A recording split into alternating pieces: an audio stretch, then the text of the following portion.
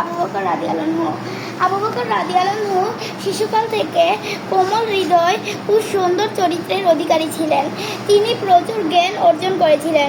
মুহাম্মদ সাল্লাল্লাহু আলাইহি ওয়াসাল্লামের মৃত্যুর পর আবু বকর রাদিয়াল্লাহু ইসলামের প্রথম খলিফা হন। মুসলিম জাহানের প্রধান শাসককে বলা হয় খলিফা। খলিফা হয়েও তিনি অসহায় মানুষদের কথা ভুলে যাননি।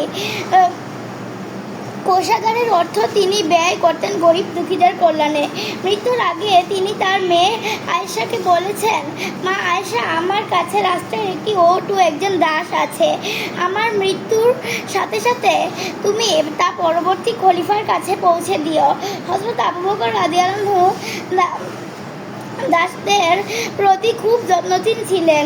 তাদের যাতে কষ্ট না হয় সেটি তিনি খেয়াল রাখতেন।